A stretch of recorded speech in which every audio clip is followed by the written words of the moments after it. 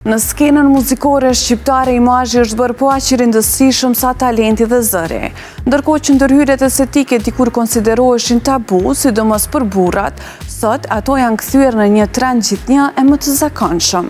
I fundit që ka qenë në qendër të vëmendjes për këtë arsye është këngëtari i njohur Blero, por cili këngëtar tjetër ka deklaruar se ka bërë botox, këtë dhe shumë çka tjetër e kuptoni përmes materialit në vazhdim.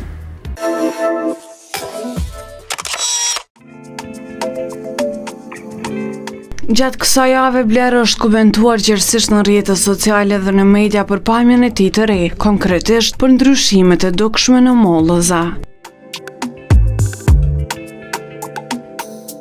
Dyshimet për ndërhyrje estetike u shtuan kur disa muaj më parë ai u shfaq në një video të publikuar nga një klinikë estetike, ku shihej duke kryer trajtime për rrudhat. Një procedurë e njohur që përfshin përdorimin e botoksit dhe fillersave. Vite më parë, Blero ka bërë operacion edhe hundën.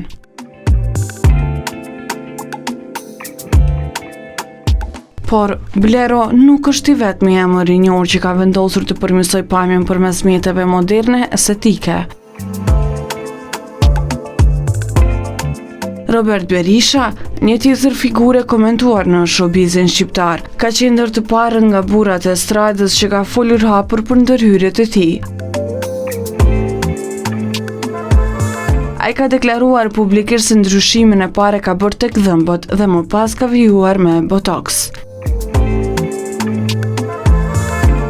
Siç duket, botoksi dhe trajtimet e tjera estetike po bëhen pjesë e rutinës së shumë artistëve, të cilët nuk i shohin më të nevojshme ta fshehin apo ta mohojnë këtë realitet.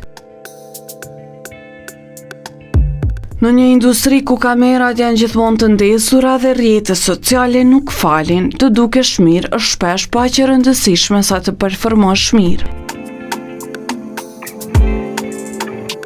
Edhe në Hollywood, yje të shumë si Ryan Gosling dhe Bradley Cooper kanë bërë ndërhyrje estetike në fytyrë. Bradley Cooper shpenzon rreth 4.000 euro për trajtimet e fytyrës së tij çdo muaj. Ai përkushtohet kujdesit të fytyrës pothuajse çdo ditë, duke përfshirë maskat e fytyrës dhe avollimin e rregullt, të cilat thuhet se japin lëkurës një pamje të pastër. Gjithashtu, ai kujdeset për vetullat e tij 2 herë në javë. Sidoqoftë, në fund të ditës, ndërhyrjet estetike nuk janë më as tabu e as privilegj, janë thjesht zgjedhje personale.